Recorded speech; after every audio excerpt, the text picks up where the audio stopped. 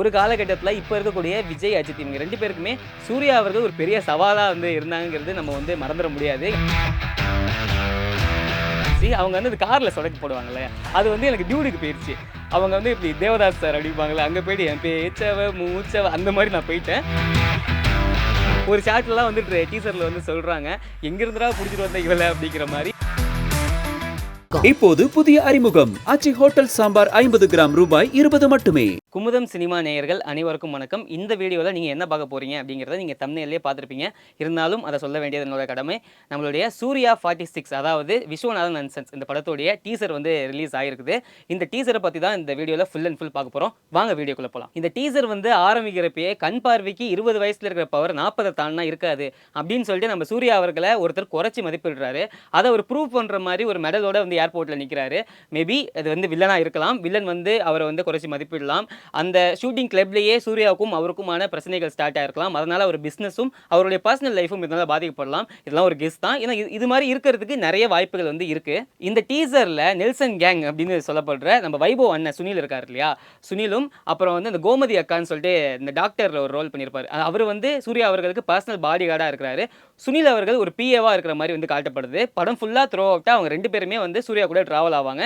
So வந்து காமெடிக்கு நாங்கள் guarantee அப்படிங்கிற மாதிரி அவங்க 2 பேர் இருப்பாங்கன்னு தான் நான் நினைக்கிறேன். இந்த படத்தில் மமிதா அவர்கள் ஒரு துரு ஹீரோயின் அந்த மாதிரி ஒரு கேரக்டர் பண்ணியிருப்பாங்கிறது இந்த டீசரை பார்க்குறப்பே நம்மளால் புரிஞ்சிக்க முடியுது.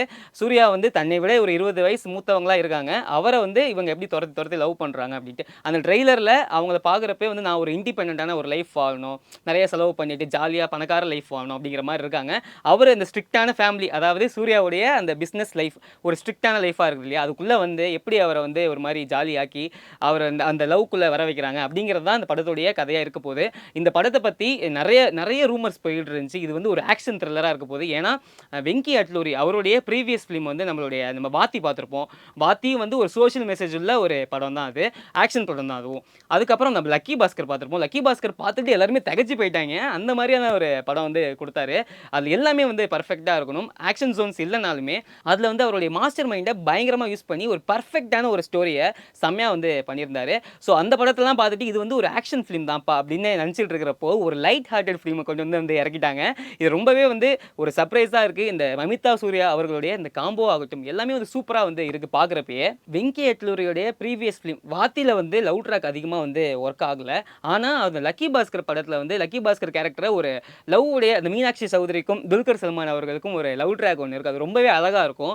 லக்கி பாஸ்கர் என்னதான் சொல்லிட்டு ஒரு டார்க்கான ஆளாக வந்து காட்டப்பட்டாலும் அவர் வந்து அவருடைய ஒய்ஃபுக்கு கண்ணியமாக இருப்பாங்க. இன்னொரு பெண் வந்து அவங்க வந்து கட்டி பிடிச்சி ஹக் பண்ண வரப்போ துல்கர் சல்மான் வந்து ஹக் பண்ண வரப்போ அவர் வந்து இல்லை வணக்கம் அப்படின்னு சொல்லுவார். அது பார்க்குறப்போ வந்து நல்லா இருக்கும். ஸோ இதுலேயே வந்து வெங்கி அட்லூரி எவ்வளோ ஒரு ரொமான்டிக்கான ஒரு பர்சன், எந்த அளவுக்கு வந்து அவர் ரைட்டிங் வந்து இந்த ரிலேஷன்ஷிப்பை பற்றி எவ்வளோ சூப்பராக எழுதுவார் அப்படிங்கிறத நமக்கு தெரிஞ்சுக்க முடியுது. இதுலேயுமே வந்து ஒரு டைலாக் ஒன்று வருது. சூர்யா அவர்கள் வந்து சொல்லுவாங்க, நீ ஒரு சொடகு போட்டால் உன் வயசு பசங்க நீனும் வந்து விழுவாங்க அப்படின்ட்டு. அதில் மமிதா அவர்கள் அழகாக ஒரு விஷயம் சொல்லியிருந்தாங்க, நான் 4 சொடக்கு போடுறேன், எனக்கு அவங்களாம் வேணாம், நீ விழு அப்படின்னு சொல்லுவாங்க. அது வந்து சூப்பராக இருந்துச்சு எனக்கு. ஆனால் வந்து பர்சனலாக என்ன தோணுச்சுன்னா, நான் காப்பின்னு சொல்ல வரல, சும்மா ஒரு விஷயமா தோணுச்சு. அவங்க வந்து இந்த காரில் சொடக்கு போடுவாங்கல்ல, அது வந்து எனக்கு டியூடுக்கு போயிடுச்சு. அவங்க வந்து இப்படி தேவதாஸ் சார் அப்படிப்பாங்களே, அங்கே போய்ட்டு என் பேச்சவ மூச்சவ அந்த மாதிரி நான் போயிட்டேன். பட் வந்து இது வந்து ஒரு ஃபன் தான். ஆனால் வந்து அது சூப்பரான ஒரு ரைட்டிங்காக தெரிஞ்சுது. ஒரு அழகான ஒரு ரிலேஷன்ஷிப்பை பற்றி சூப்பராக அந்த டைலாக்லேயே வந்து சொல்லியிருக்காங்க. இவங்க 2 பேருக்குமான அந்த பாண்ட் எப்படி இருக்கும், அதில் எவ்வளோ காமெடி இருக்கும், இதெல்லாம் நினச்சி பார்த்தாலே வந்து சூப்பராக இருக்குது. சூர்யா சார் இந்த மாதிரி ஒரு படம் பண்ணி ரொம்ப நாள் ஆயிடுச்சு. நம்ம சூர்யா சார் நம்ம லாஸ்ட்டாக பார்த்தது எல்லாமே வந்து ஒரு ஆக்ஷன் அந்த மூடில் தான் பார்த்துருப்போம். அப்படி இருக்கிறப்போ ஒரு லைட் ஹார்ட்டடாக வந்து ஒரு படம் வந்து பண்ணியிருக்காருங்கிறப்போ அது ரொம்பவே சந்தோஷமாக இருக்குது பார்க்குறதுக்கு. இந்த படத்துக்கு ஜிவி பிரகாஷ் அவர்கள் தான் வந்து இசை அமைச்சிருக்காரு. வெங்கி அட்லூரியோடைய கடந்த 2 படங்களுக்கும் ஜிவி பிரகாஷ் அவர்கள் தான் இசை. இதையே தெரிஞ்சிருக்கும் ஜிவி பிரகாஷ் மேலே அவர் எவ்வளோ ஒரு ஹோப் வச்சிருக்காரு, இவர்கிட்ட கொடுத்தா தரமாக பண்ணி கொடுத்துருவாரியா அப்படிங்கிற மாதிரி ஒரு ஹோப் வச்சிருக்காருங்கிறது நல்லாவே தெரியுது. வாத்திலையும் வந்து சாங் ஹிட்டு, அந்த ஒரு தல காதலை தந்த அந்த சாங்க்லாம் வந்து நேஷனல் அவார்டே வந்து வாங்கினாங்க. லக்கி பாஸ்கர் மியூசிக் பற்றி நம்ம சொல்லவே தேவையில்ல. அது செம்ம ஒரு ஆல்பம். அது ஃபுல்லாகவே அந்த லவ் சாங்காக இருக்கட்டும், ஒரு மோட்டிவேஷனல் சாங்காக இருக்கட்டும், அவருக்கு வந்து தீம் மியூசிக் போட்டிருப்பார் லக்கி பாஸ்கர் அப்படின்ட்டு. அதெல்லாமே வந்து சூப்பராக வந்து இருந்துச்சு. அந்த ஆல்பமும் வந்து இந்த படம் ஹிட் ஆகிறதுக்கு ஒரு பெரிய ப்ளஸ் நம்ம வந்து இந்த நேரத்தில் வந்து பதிவு பண்ணியே ஆகணும். அது மட்டும் இல்லாமல் ஜிவி பிரகாஷ் அவர்களும் சூர்யா அவர்களும் ஒரு படம் தான் வந்து பண்ணியிருக்காங்க. அந்த ஒரு படமே வந்து 5 நேஷனல் அவார்டு வாங்கியிருக்கு. சூரரை போட்டு அந்த படத்தில் வந்து எல்லா பாட்டுமே ஹிட்டு. நீங்கள் உங்களுக்கே தெரியும், நான் சொல்ல வேண்டிய அவசியம் இல்லை. ஜிவி பிரகாஷ் அவருடைய ஆக்டிங்கில் நமக்கு 1000 கிரிட்டிசிசம் இருக்கலாம். ஆனால் அவர் ஒரு மியூசிக் டைரக்டராக எப்பயுமே நம்மள டிசப்பாயிண்ட் பண்ணதே கிடையாது. அதே தான் இந்த படத்துலயும் சூர்யா சாரோட செகண்ட் டைம் வந்து கொலாப் பண்றாரு. ஸோ 100% தரமா தான் பண்ணியிருப்பாரு. இந்த படத்துல ஒரு கிராண்டியரான ஒரு டோன் தெரியுது. நம்ம வந்து வாரிசு படம் பார்த்திருப்போம். அப்புறம் அலா வைகுண்டபுரம்ல படம் பார்த்திருப்போம். இந்த 2 படத்தையுமே எடுத்தது 2 தெலுங்கு டைரக்டர்ஸ். ஒண்ணு வந்து ட்ரிவிக்ரம், இன்னொன்னு வந்து வம்சி.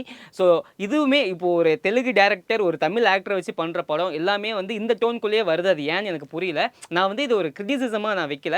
இதே மாதிரி நம்ம பார்த்துட்டோமே, இப்போ தெலுங்கு டைரக்டர் வந்து தமிழ் ஹீரோஸை வச்சு பண்ணாலுமே இந்த ஒரு டோன் தெரியும். ஒரு கிராண்டியரான ஒரு வீடு, ஒரு பணக்கார வீட்டில் நடக்கிற ப்ராப்ளம்ஸ் இது மாதிரியே அவங்க போறாங்களே அப்படிங்கிறது எனக்கு பர்சனலாக தோணுன ஒரு சின்ன ஒப்பீனியன் தான். இந்த படத்துக்கு யார் சினிமோட்டோகிராஃபி பண்றான்னு பார்த்தா நம்ம நிமிஷ் ரவி அவர்கள்.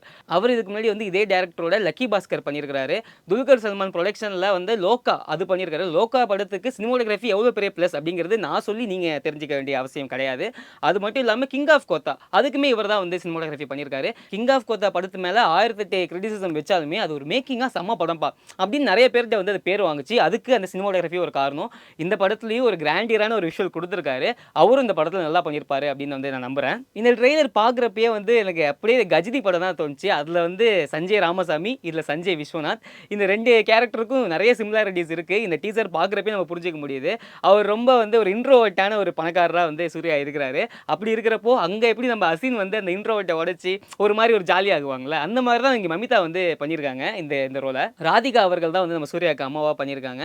அவங்களுக்கு இது வந்து ஒரு சாதாரணமான ரோல் தான். இதே ரோலை வந்து அவங்க மிஸ்டர் லோக்கல்லையும் பண்ணியிருக்காங்க. அதாவது கணவனை இழந்து ஒரு ஒரு பையனை வந்து வளர்க்குறதுங்கிற அந்த கேரக்டர்.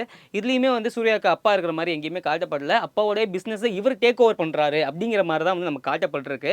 ஏன்னா சஞ்சய் விஸ்வநாத்னு இருக்குது. ஏன்னா அதுக்கு எம்டி நம்ம காமிக்கல. மேபி படத்தில் வந்து ஒரு ஃபோட்டோ வச்சு இந்த மாதிரி வேணால் பண்ணியிருக்கலாம். இந்த ரோலை வந்து அவங்க தெரியலையும் பண்ணியிருக்காங்க. மிஸ்டர் லோக்கல் இந்த 2 படத்துலையுமே வந்து ராதிகா மேம் பண்ணியிருக்காங்க. இந்த ரோலில் அவங்களுக்கு பெருசாக தீனி இருக்காது. இருந்தாலுமே அது பார்க்குறதுக்கு ஒரு மாதிரி க்யூட்டாக இருக்குது. ஒரு சாட்லாம் வந்து டீசரில் வந்து சொல்கிறாங்க, எங்கிருந்துடா பிடிச்சிட்டு வந்த இவளை அப்படிங்கிற மாதிரி. அது கண்டிப்பாக வந்து ஃபேமிலி ஆடியன்ஸ் மத்தியில் பயங்கரமாக வந்து ஒர்க் அவுட் ஆகுங்கிறதுல எந்த டவுட்டுமே வந்து கிடையாது. இந்த ட்ரெய்லரில் ஒரு ஷாட்டில் வந்து சூர்யா வந்து ஒரு பேப்பரில் சைன் பண்ணுவார். அந்த ஃபார்ம் பார்க்குறப்பே வந்து ஒரு ஹாஸ்பிட்டாலிட்டி சம்மந்தமான ஒரு ஃபார்ம், சர்ஜரிக்கு வந்து சூர்யா கிட்ட பர்மிஷன் வாங்குறாங்க அப்படிங்கிற மாதிரி தான் இருந்துச்சு. அதை பார்க்குறப்போ ராதிகா அவர்களுமே வந்து ஒரு ஷாட்டில் வந்து ஒரு உடம்பு முடியாமல் படுத்துருக்கிற மாதிரி, அதாவது ஒரு ஹாஸ்பிட்டல் பெட்டில் படுத்துருக்கிற மாதிரி வந்து காமிச்சிருந்தாங்க. ஸோ அது அவங்களுக்கு ஏதாவது ஒரு சர்ஜரி இருக்கலாம். அதுக்கு வந்து நம்ம சூர்யா அவர்கள் கையெழுத்து போடலாம். அந்த மாதிரி வந்து இருக்குது பார்க்குறப்போயே. மேபி நான் சொல்கிறது பொய்யா இருந்து இந்த படத்தில் இருக்கிற முக்கியமான கேரக்டர்ஸ் எதுக்காவது வந்து ஒரு ஆக்சிடென்ட்டோ இல்லை வில்லன் ஏதாவது ஒரு மூவ் பண்ணுறாரு அந்த மாதிரி இருக்கலாம். அதுக்கு நம்ம சூர்யா அவர்கள் வந்து கையெழுத்து போடலாம். அந்த மாதிரி இருக்கிறதுக்கு நிறைய வாய்ப்பு இருக்குது. இந்த படத்தை வந்து தமிழ், தெலுங்கு அப்படின்னு சொல்லிட்டு 2 லாங்குவேஜில் வந்து விட போகிறாங்க. தமிழில் சூர்யா அவர்களுக்கே வந்து ஒரு ஓஜின்னு தான் சொல்லணும். அவர் முன்னாடி நிறைய படங்கள் கொடுத்துருக்காரு, நிறைய ஹிட் படங்கள் கொடுத்துருக்காரு. ஒரு காலகட்டத்தில் இப்போ இருக்கக்கூடிய விஜய், அஜித் இவங்க 2 பேருக்குமே சூர்யா அவர்கள் ஒரு பெரிய சவாலாக வந்து இருந்தாங்கிறது நம்ம வந்து மறந்துட முடியாது. ஏன்னா அந்த அளவுக்கு இவர் வந்து நிறைய ஹிட் படங்கள் வந்து கொடுத்துருக்காரு. நான் வந்து ஸ்கூல் படிக்கிறப்போ வந்து அதாவது கிட்டாக இருக்கிறப்போ விஜய், அஜித் அப்படின்னு சொல்லிட்டு யாருமே பேசிக்க மாட்டாங்க. விஜய், சூர்யான்னு தான் பேசிப்பாங்க. ஏன்னா அப்போ அவங்க 2 பேருக்கும் தான் வந்து கடும் போட்டி போயிட்டு இருந்துச்சு அப்படின்னு வந்து நிறைய பேருக்கு தெரியும். சூர்யா அவர்கள் அப்போ ரொம்ப நல்ல பீக்கில் இருந்தார். அப்போ வந்து அவர் நிறைய படங்கள், அதாவது கிட்ஸுக்கு பிடிக்கிற மாதிரி நிறைய படங்கள் பண்ணிட்டு இருந்தார். நம்ம 24 இருக்கட்டும், சிங்கமா இருக்கட்டும், அயனா இருக்கட்டும், மாற்றானா இருக்கட்டும், இந்த படத்துக்குலாம் இந்த தேட்டருக்கு கூட்டு போமா அப்படின்னு சொல்லி நானே வந்து அடம் பிடிச்சிருக்கேன். ஏன்னா ஒரு நல்ல ஒரு கிரேஸ் இருந்துச்சு சூர்யா மேலே. அது மட்டும் இல்லாமல் இப்போ கூட என் கான்டாக்டில் இருக்கிற நிறைய பொண்ணுங்க வந்து சூர்யாவுக்கு பர்த்டே வந்துச்சுன்னா ஹாப்பி பர்த்டே ஹேண்ட்ஸம் அப்படின்னு போடுறது. அது என்ன ஹேண்ட்ஸம், சூர்யாவுக்கு இது பற்றி இந்த ஒரு டேக் செம்மையாக சூட் ஆகுது அப்படிங்கிறத இந்த டீசர் பார்க்குறப்போ தெரியும். ஒவ்வொரு ஷார்ட்லேயுமே அந்த கிரே ஹேர் அது பயங்கரமாக இருக்குது. அவர் பார்க்குறப்பே செம்ம ஹேண்ட்ஸமாக இருக்கார். 40+ கேரக்டர்லாம் நடிச்சிருந்தாலுமே செம்ம வந்து ஹேண்ட்ஸமாக வந்து தெரிகிறாரு பார்க்குறப்பயே. சூர்யாவுக்கு தெலுங்குலேயே வந்து ஒரு பயங்கரமான ஒரு மார்க்கெட் இருக்குது. நம்ம வந்து ரவிதேஜா அவர்கள் அவருடைய பட ப்ரொமோஷன் ஈவெண்ட்டுக்காக நம்ம சூர்யா அவர்கள் கூப்பிட்டுருப்பாரு. அப்போ சூர்யாவுக்காக எவ்வளோ ஒரு ரசிகர்கள் தெலுங்குல வந்து ஒரு ஆரவாரம் பண்ணாங்கிறத ஒரு வீடியோ நம்ம பார்த்தோம். ஸோ தெலுங்குல இந்த படம் நல்லா போகிறதுக்கு நிறைய வாய்ப்பு இருக்குது. இப்போ டீசர் விட்டுருக்காங்க இல்லையா, இது வந்து தமிழுக்கு ஈக்குவலாக வந்து வியூஸ் வந்து அடிச்சிருக்கு. அது ரொம்ப பெரிய விஷயங்க. எந்த தமிழ் நடிகருக்குமே வந்து தெலுங்குல இந்த அளவுக்கு ஒரு ஓப்பனிங் வந்து இருந்து நான் பார்த்ததில்ல. ட்ரெய்லர் டீசருக்குமே கம்மியான வியூஸ் தான் இருக்கும். இப்போ நம்ம விஜய் சாரோடைய படங்களையே நம்ம எடுத்து பார்த்தோம்னா தெலுங்குல அந்த அளவுக்கு வந்து வியூஸ் போயிருக்காது. இங்கே ரிலீஸ் ஆன 1 டேலேயே வந்து இங்கே பயங்கரமாக வந்து வியூஸ் வந்து தெலுங்குலையுமே போயிருக்கு. ஸோ இது வந்து ஒரு பெரிய ப்ளஸ். இப்போ மமிதா அவர்களும் வந்து தமிழில் நல்லா பரிச்சயம் ஆகிட்டாங்க, தெலுங்குலையும் நல்லா பரிச்சயம் ஆகிட்டாங்க. தமிழில் வந்து பிரேமலு, டியூட் இந்த 2 படங்கள் வந்து மமிதா வந்து நிறைய ஆடியன்ஸ் கொண்டு போய் சேர்த்துருச்சுங்கிறது வந்து மிகப்பெரிய உண்மை. அதே மாதிரி சூர்யா சார் அவர்களுக்கும் தெலுங்கு மார்க்கெட் இருக்குது. ஸோ இந்த படங்கள் வந்து பயங்கரமாக வந்து தமிழ், தெலுங்கு 2 லாங்குவேஜ்லுமே பண்ணோம். இந்த டீசரில் ரிலீஸ் டேட்டை வந்து மென்ஷன் பண்ணல, ரிலீஸ் மந்த்தை மட்டும் மென்ஷன் பண்ணியிருக்காங்க, திஸ் ஜூலை அப்படின்ட்டு. ஜூலையில் யார் பர்த்டே வருதுன்னு நமக்கு தெரியும். ஜூலை 22 நம்ம சூர்யா சார் அவருடைய பர்த்டே. அப்போ வந்து இந்த படத்தை ரிலீஸ் பண்ணுறதுக்கு நிறையவே வாய்ப்பு இருக்குது. ஏற்கனவே கருப்பு படம் வந்து ரெடியாக இருக்குது. ஆர்ஜே பாலாஜி கூட சொல்லியிருக்காரு, கூடிய சீக்கிரம் நான் வந்து ரிலீஸ் டேட் சொல்கிறேன் அப்படின்ட்டு. கருப்பு வந்து மேலே ரிலீஸ் ஆகிறதுக்கு நிறையவே வாய்ப்பு இருக்குது. நம்மளுடைய ஆவேஷம் டேரக்டர் வந்து சூர்யா வச்சு ஒரு படம் பண்ணுறாரு. அவர் வந்து சூர்யாவுடைய டைஹார்ட் ஃபேன். சூர்யாவுக்கு கேரளாவில் விஜய்க்கு அடுத்தபடியாக அவருக்கு வந்து ஒரு ஃபேன் பேஸ் வந்து பயங்கரமாக ஒன்று இருக்குது. அவரும் வந்து டேரக்டரே சூர்யா ஃபேன் அப்படிங்கிறப்போ அந்த படம் வந்து எப்படி இருக்கும் அப்படின்னு பார்த்துக்கோங்க. ஒரு செம்மையான ஒரு படமாக தான் இருக்கும். ஸோ இந்த வருஷம் சூர்யா ஃபேன்ஸுக்கு ஒரு பயங்கரமான ஒரு ஃபீஸ்ட் வந்து சூர்யா தரப்போகிறாரு அப்படிங்கிறதுல வந்து எந்த மாற்றமுமே கிடையாது. பொறுத்திருந்து பார்ப்போம். இந்த டீசரில் என்னோட டீகோடிங்ஸ் எல்லாமே வந்து கரெக்டாக இருந்துச்சா இல்லையான்ட்டு. நன்றி, வணக்கம்.